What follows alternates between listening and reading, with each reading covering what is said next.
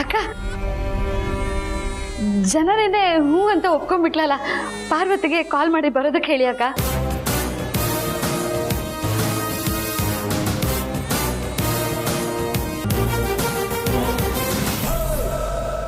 ಬೇಡ ಅದಕ್ಕೆ.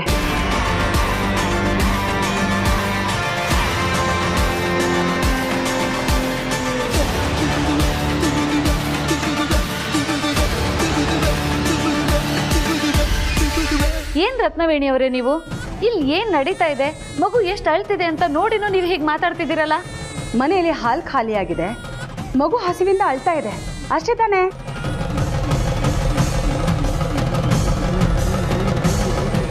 ಮನೆಯಲ್ಲಿ ಹಸಿವಿನ ಹಾಲು ಸ್ವಲ್ಪ ಇದೆ.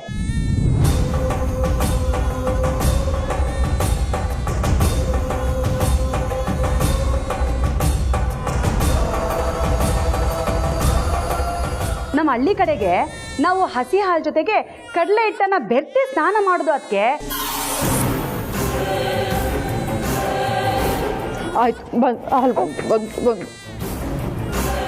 ಅದಕ್ಕೆ ಸ್ವಲ್ಪ ಹಾಲನ್ನ ಎತ್ತಿಟ್ಕೊಂಡಿದ್ದೆ.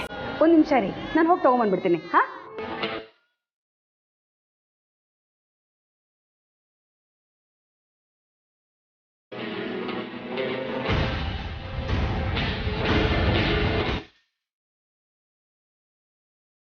ಅದಕ್ಕೆ ಈ ಡಬ್ಬಿಯಲ್ಲಿ ಇಷ್ಟು ಹಾಲಿದೆ, ಸಾಕಾಗತ್ತಲ್ವಾ? ಸಾಕಾಗತ್ತೆ. ಸಾವಿತ್ರಿ, ಇದನ್ನ ಬಿಸಿ ಮಾಡಿ ಬೇಗ ಬಾಟ್ಲಿಗೆ ಹಾಕಿ ತಗೊಂಬ. ಹೋಗು. ಓನಮ್ಮ, ಬಂದ್ಬಿಡುತ್ತಮ್ಮ, ಇನ್ನೇನು ಹಾಲು ಬಂದ್ಬಿಡುತ್ತೆ ಈಗ. ಈಗ ಕೊಟ್ಬಿಡ್ತೀನಿ.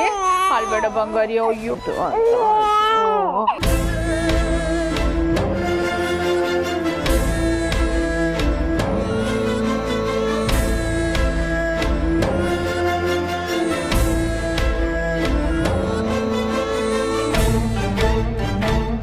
ನಾನು ನಿನಗೆ ಗುರು ಆಗಿದ್ದವಳು ಕಣೆ.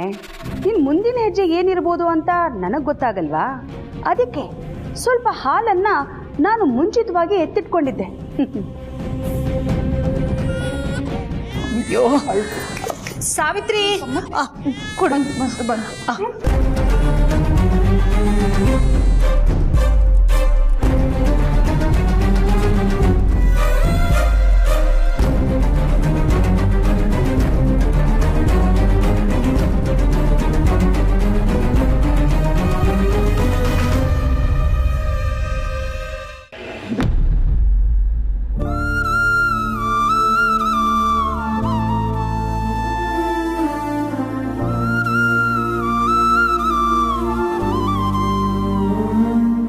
ನಾಳೆ ಬೆಳಗ್ಗೆನೇ ಶಿಫ್ಟ್ ಆಗ್ಬೇಕಾ ಬಾವಾ? ಮನ್ಸು ಬದಲಾಯಿಸೋ ಚಾನ್ಸ್ ಇಲ್ವಾ?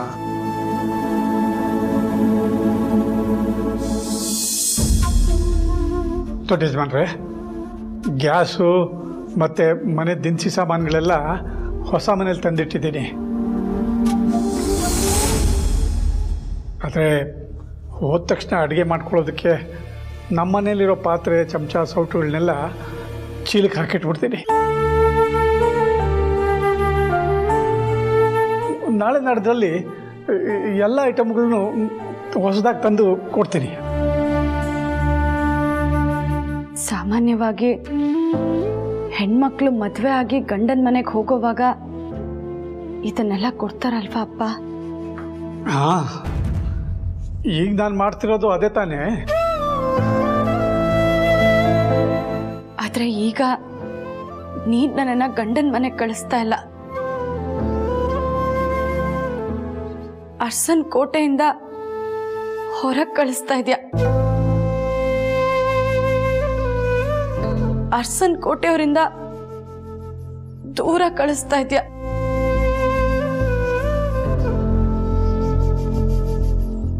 ನಿನ್ನಿಂದ ದೂರ ಕಳಿಸ್ತಾ ಇದೆಯಾ ಅಲ್ವಾ ಅಪ್ಪ?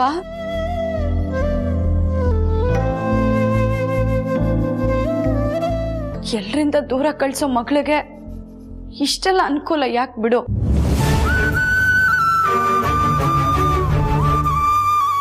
ಎಲ್ರಿಂದ ದೂರ ಆಗೋ ಕಷ್ಟದ ಮುಂದೆ ಬೇರೆ ಯಾವ ಅನಾನುಕೂಲಗಳು ಈ ನಿನ್ನ ಮಗಳ ಕಷ್ಟ ಆಗಲ್ಲ.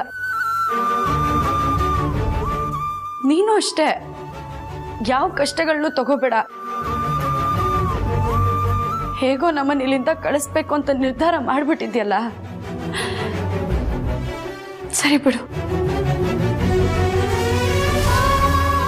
ಅರಸನ್ ಕೋಟೆ ಗೇಟ್ ದಾಟದ್ಮೇಲೆ ನಾನಂತೂ ನೆಮ್ಮದಿಯಾಗಿರಲ್ಲ. ನೀನಾದ್ರೂ ನೆಮ್ಮದಿಯಾಗಿರು. ಬಾರು, ಯಾವ ತಂದೆ ತಾಯಿಗೆ ಮಕ್ಕಳನ್ನ ದೂರ ಮಾಡಿಕೊಂಡು ನೆಮ್ಮದಿಯಾಗಿರೋದಕ್ಕಾಗುತ್ತೆ ಹೇಳು? ಯಾಕೆ ಈ ರೀತಿ ಎಲ್ಲ ಮಾತಾಡಿ ಸಾರ್ಥಿ ಮನ್ಸಿಗೆ ನೋವು ಮಾಡ್ತಾ ಇದೆಯಾ? ಮತ್ತ್ಯಾಕೆ? ನನಗಿಲ್ಲಿಂದ ಹೋಗೋದಕ್ಕೆ ಇಷ್ಟ ಇಲ್ಲ ಅಂತಂದ್ರೂ ಹೋಗ್ಬೇಡ ಅಂತ ಹೇಳ್ದೆ ಸುಮ್ಮನೆ ನಿಂತಿರೋದು.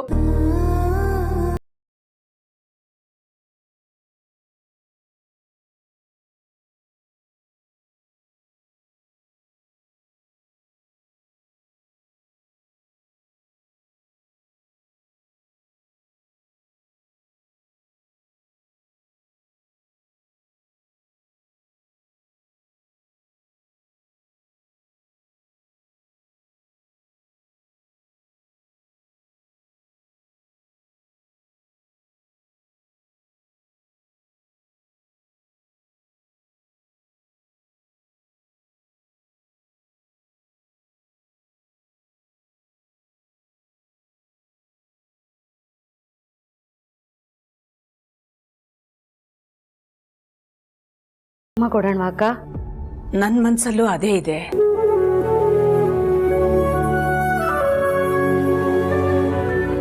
ಆದರೆ ಕುಂಕುಮಕ್ಕೆ ತಗೊಳಕ್ಕೆ ಅಂತ ಅವಳು ಬಂದಾಗ, ಅವಳನ್ನು ಕಳಿಸ್ಕೊಡೋವಾಗ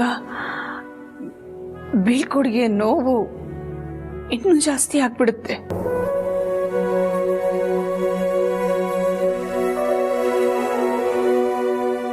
ಪಾಪ ಪಾರ್ವತಿಗೆ ಇಲ್ಲಿಂದ ಬೇರೆ ಕಡೆ ಹೋಗೋ ಮನಸ್ಸಿಲ್ಲ. ಕುಂಕುಮ ಕೊಡಕ್ಕೆ ಅಂತ ಕರೆದ್ಬಿಟ್ಟು ಅವಳ ಹತ್ರ ಏನು ಅಂತ ಮಾತಾಡ್ಲಿ? ನಾನು ಬೇಡ್ಕೊಂಡ್ರು ನನ್ನನ್ನು ಇಲ್ಲೇ ಉಳಿಸ್ಕೊತಿಲ್ವಲ್ಲ ಅಂತ ಅವಳು ಕೇಳಿದ್ರೆ ಏನು ಅಂತ ಉತ್ತರ ಕೊಡ್ಲಿ? ಅವಳನ್ನ ಇಲ್ಲಿಂದ ಕಳಿಸ್ಕೊಡೋವಾಗ ಆ ನೋವು ದುಃಖನ ಹೇಗೆ ಸಹಿಸ್ಕೊಳ್ಳಿ? ನೀವು ಅವರಿಬ್ಬರನ್ನು ಕರೆಸಿ ಬೀಳ್ಕೊಡ್ಲಿಲ್ಲ ಅಂದ ತಕ್ಷಣ ಅವರಿಬ್ಬರು ಅರಸನ ಕೋಟೆ ಬಿಟ್ಟು ಹೋಗೋದು ತಪ್ಪಲ್ವಲ್ಲ ಅಕ್ಕ?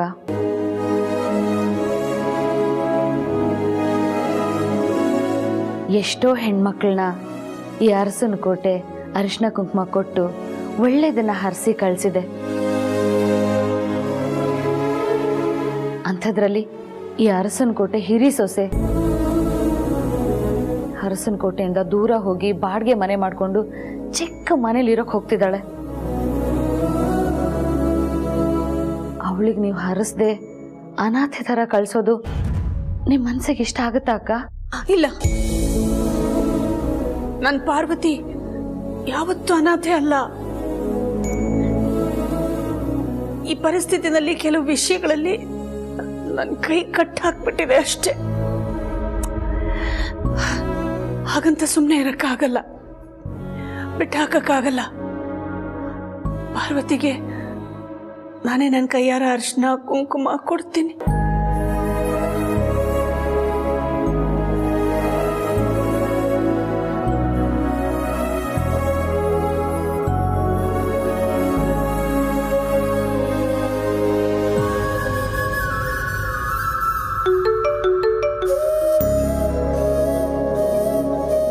ಅತ್ಯಮ್ಮ ಫೋನ್ ಮಾಡ್ತಾ ಇದ್ದಾರೆ.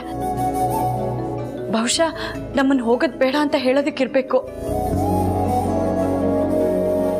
ಹಲೋ ಅತ್ಯಮ್ಮ. ಪಾರ್ವತಿ,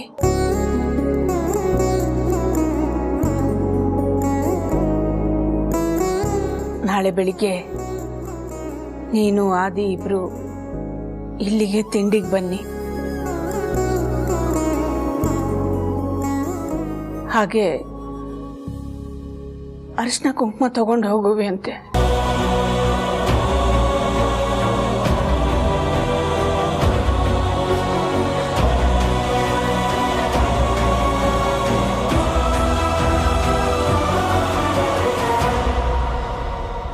ಅರ್ಶಿನ ಕುಂಕುಮ ತಗೊಂಡು ಹೊರಡಿ ಅಂತಂದ್ರೆ ಅಪ್ಪ ನೋಡಿರೋ ಬಾಡಿಗೆ ಮನೆಗೆ ಹೋಗಿ ಅಂತ ಅಲ್ವಾ ಅತ್ಯಮ್ಮ?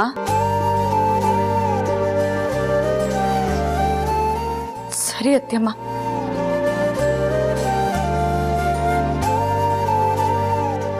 ಯಜಮಾನ್ರೆ, ನಾಳೆ ಬೆಳಗ್ಗೆ ಅತ್ಯಮ್ಮ ನಮ್ಮಿಬ್ರನ್ನು ತಿಂಡಿ ಕರಿತಾ ಇದ್ದಾರೆ, ಹೋಗಣ್ವಾ?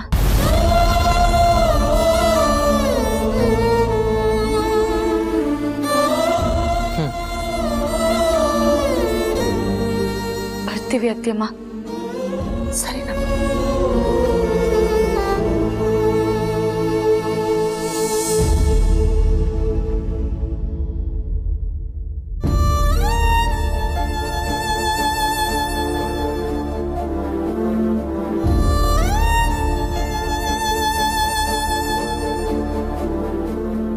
ದಾಮಿನಿ, ನಾಳೆ ಬೆಳಿಗ್ಗೆ ನನ್ನ ಪಾರ್ವತಿ ಆದಿ ಇಬ್ರು ತಿಂಡಿಗೆ ಬರ್ತಾರಂತೆ. ಅವರಿಬ್ರು ಬರ್ತಿದ್ದಾರೆ ಅಂತ ಸಂತೋಷ ಪಡ್ಲೋ ದುಃಖ ಪಡ್ಲೋ ಒಂದು ಗೊತ್ತಾಗ್ತಿಲ್ಲ. ಸಾವಿತ್ರಿಗೆ ಹೇಳಿ ಅವರಿಬ್ರಿಗೂ ಇಷ್ಟ ಆಗೋ ಎಲ್ಲ ತಿಂಡಿಗಳನ್ನು ಮಾಡಕ್ಕೆ ಹೇಳು. ಪಾರ್ವತಿಗೆ ನಾನು ಮಾಡೋ ಪಾಯಸ ಅಂದ್ರೆ ತುಂಬಾ ಇಷ್ಟ, ಅದನ್ನ ನಾನೇ ಮಾಡ್ತೀನಿ. ಹಾಗೆ ಪಾರ್ವತಿ ಕೊಡ್ಬೇಕಾಗಿರೋ ರೇಷ್ಮೆ ಸೀರೆ, ಒಡವೆ, ಬಳೆ, ಹೂವು ಇದನ್ನೆಲ್ಲ ನೀನೇ ತರಿಸಿಟ್ಬಿಡು. ಆಯ್ತಕ್ಕ. ಸಾವಿತ್ರಮ್ಮ, ಸಾವಿತ್ರಮ್ಮ, ಅಕ್ಕ ಪಾರ್ವತಿ ಮನೆಗೆ ಬರೋದಕ್ಕೆ ಒಪ್ಕೊಂಡಿದ್ದಾರೆ. ನಾಳೆ ಅವಳು ಈ ಮನೆಗೆ ಬಂದಾಗ ಅಕ್ಕ ಅವಳ ಮುಖಾನ ನೋಡಿದ ತಕ್ಷಣ ಈ ಮನೆಯಿಂದ ಅವಳನ್ನ ಹೊರಗಡೆ ಕಳಿಸ್ದೇ ಇರೋ ಥರ ಮನಸ್ಸು ಬರಲಿ ಅಂತ ಆ ದೇವ್ರ ಹತ್ರ ನಾವು ಕೇಳ್ಕೊಳ್ಳೋಣ.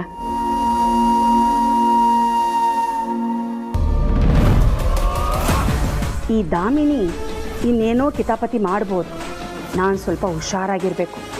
ಪಾರ್ವತಿ ಈ ಮನೆಗೆ ಬರೋದು ಬೇಡ ಅಂತ ಜನನಿ ಅಖಿಲ ಅತ್ತೆ ಭಯಕ್ಕೆ ಏನೋ ಹೇಳ್ಕೊಂಡಿದ್ದಾಳೆ. ಆದರೆ ಈ ಪಾರ್ವತಿ ಬೇರೆ ಮನೆಗೆ ಹೋಗ್ತಿರೋದು ಜನನಿಗೆ ಗೊತ್ತಿಲ್ಲ. ಪಾರ್ವತಿ ಬಂದಾಗ ಜನನಿ ಮನೆಯಲ್ಲೇ ಇದ್ದರೆ ಅದು ಗೊತ್ತಾಗಿ ಎಲ್ಲ ಉಲ್ಟಾ ಹೊಡೆದ್ಬಿಟ್ರೆ, ಅದಕ್ಕೆ ನಾಳೆ ಬೆಳಗ್ಗೆ ಪಾರ್ವತಿ ಇಲ್ಲಿಗೆ ಬಂದಾಗ ಜನನಿ ಮತ್ತು ಮಗು ಇಬ್ಬರು ಇಲ್ಲಿ ಇಲ್ಲದೆ ಇರೋ ಥರ ನೋಡ್ಕೋಬೇಕು. ಪಾರ್ವತಿ ಹೇಗೆ ಬಂದಲೋ ಹಾಗೆ ಇಲ್ಲಿಂದ ವಾಪಸ್ ಹೋಗ್ತಾ ಇರಬೇಕು.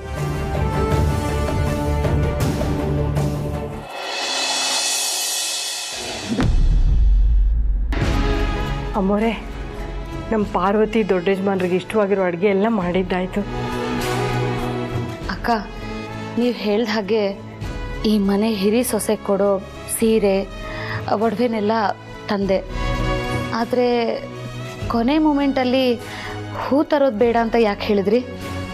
ಯಾಕಂದರೆ ಪಾರ್ವತಿಗೆ ನಾನೇ ನನ್ನ ಕೈಯಾರ ಹೂ ಕಟ್ಟಿ ಮುಡ್ಸೋ ಆಸೆ.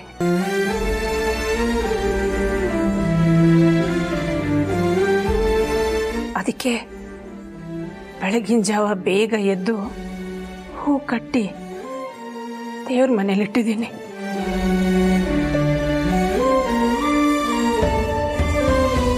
ಪಾರ್ವತಿನ ಇಲ್ಲಿಂದ ಕಳ್ಸೋದಕ್ಕೆ ನಿಮಗೂ ಇಷ್ಟ ಇಲ್ಲ ಅಲ್ವಾ ಅಕ್ಕ?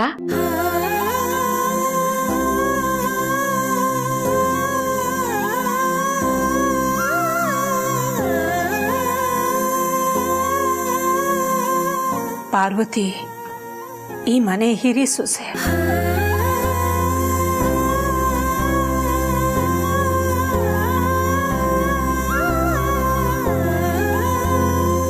ಸೊಸೆನ ಮನೆ ತುಂಬಿಸ್ಕೊಳ್ಳೋದು ಅತ್ತೆಗೂ ಮನೆತನಕ್ಕೂ ಖುಷಿ ತರುವಂಥ ವಿಷಯ. ಆದರೆ ಮಗನ್ನ ಸೊಸೆನ ಅರಿಶಿನ ಕುಂಕುಮ ಕೊಟ್ಟು ಮನೆಯಿಂದ ಬೀಳ್ಕೊಡೋದು ಅಂದರೆ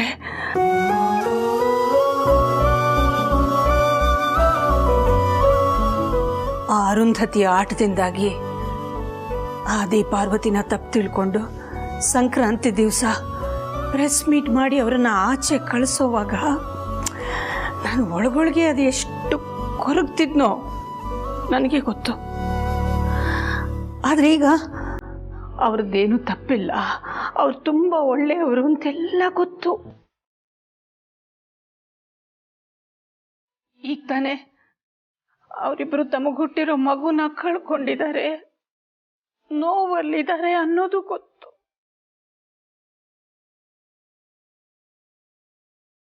ತಪ್ಕೊಂಡು ಸಾಂತ್ವನ ಹೇಳಬೇಕು ಅನ್ನೋ ಮನಸ್ಸಿದೆ.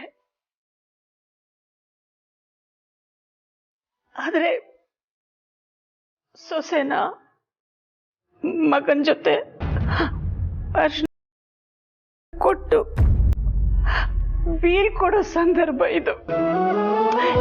ಹೇಗ್ ಮನ್ಸು ಬರುತ್ತೆ? ನನಗಂತೂ ಪಾರ್ವತಿನ ಆ ದಿನ ಹೊರಗೆ ಕಳ್ಸೋಕೆ ಮನಸ್ಸೇ ಇಲ್ಲ.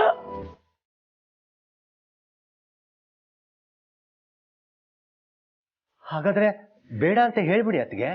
ಆದ್ರೆ ಈಗ ಅದಷ್ಟು ಸುಲಭವಾಗಿ ಉಳಿದಿಲ್ಲ ಮೋಹನ್. ತುಂಬಾ ಸಂಕಷ್ಟದ ವಿಚಿತ್ರವಾದ ಜೇಡ್ರ ಬಲೆನಲ್ಲಿ ತಂದೆ ತಾಯಿಯಾಗಿ ನಾವು, ಮಕ್ಕಳಾಗಿ ಅವರು ಎಲ್ಲ ಸಿಕ್ಕಾಕೊಂಡ್ಬಿಟ್ಟಿದ್ದೀವಿ.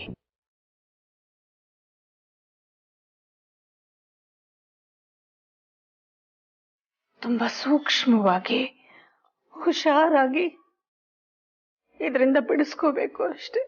ಹಾಗಾದ್ರೆ ಅವರಿಬ್ಬರನ್ನು ಇಲ್ಲೇ ಉಳಿಸ್ಕೊಳ್ಳೋ ಯಾವ ಚಾನ್ಸು ಇಲ್ವಾ ಅಕ್ಕ?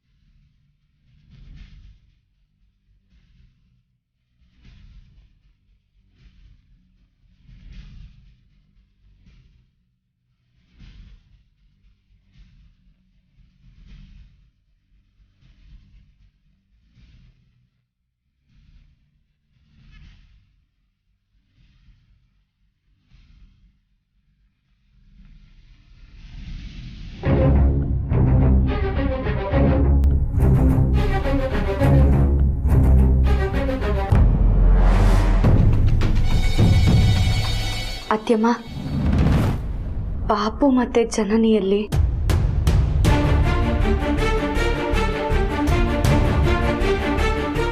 ರತ್ನವೇಣಿ ಜನನಿನ ಮಗುನ ಬೆಳಗ್ಗೆನೆ ದೇವಸ್ಥಾನಕ್ಕೆ ಕರ್ಕೊಂಡು ಹೋಗಿದ್ದಾರೆ.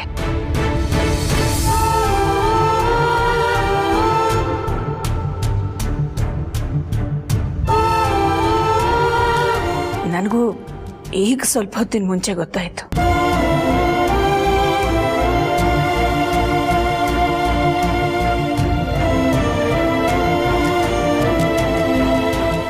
ಆ ರತ್ನವೇಣಿ ಬೇಕು ಅಂತಾನೆ ಪಾರ್ವತಿ ಬರುವಾಗಲೇ ಜನನಿ ಮಗು ಇರಬಾರ್ದು ಅಂತ ಕರ್ಕೊಂಡು ಹೋಗಿದ್ದಾಳೆ.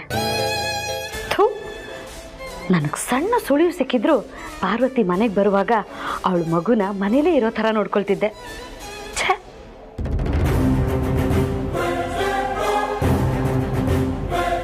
ನಾವು ಹೋಗ್ತಾ ಇರೋದು ಪ್ರೀತಿ ಗೊತ್ತಿಲ್ಲ ಅನ್ಸುತ್ತೆ ಅಲ್ವಾ?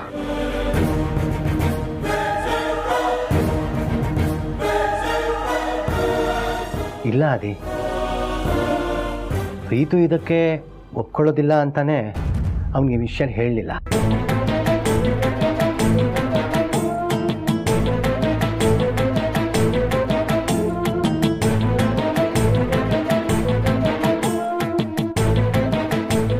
ಅದಕ್ಕೆ ತನ್ನ ಪಾಡಕ್ಕೆ ತಾನು ಆಫೀಸ್ಗೆ ಹೋಗಿದ್ದಾನೆ.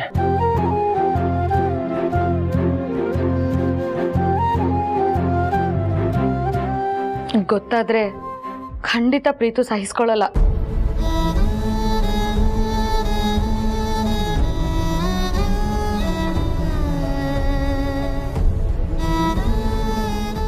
ಗೊತ್ತಾದ ಕ್ಷಣ ಪ್ರೀತು ನಿನ್ನನ್ನೇ ಹುಡ್ಕೊಂಡು ಬರ್ತಾನೆ.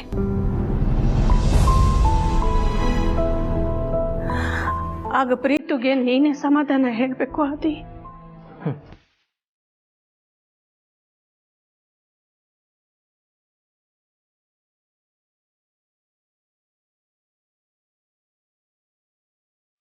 ನೀವು ಹೋಗ್ತಾ ಇರೋ ಬಾಡಿಗೆ ಮನೆ ಚೆನ್ನಪ್ಪನ ಅಣ್ಣಂದಂತೆ. ಅದು ಒಟಾರ ಅಂತ ಕೇಳಿದೆ. ಒಟಾರ ಅಂದ್ರೆ ಎಷ್ಟು ಚಿಕ್ಕದಿರುತ್ತೆ ಅಂತ ನನಗೆ ಗೊತ್ತು. ಈ ಹನುಮಂತು ನಿಮ್ಮನ್ನು ಕಳಿಸೋ ಅವಸರದಲ್ಲಿ ಅಂಥ ಜಾಗನ ಆಯ್ಕೆ ಮಾಡೋದು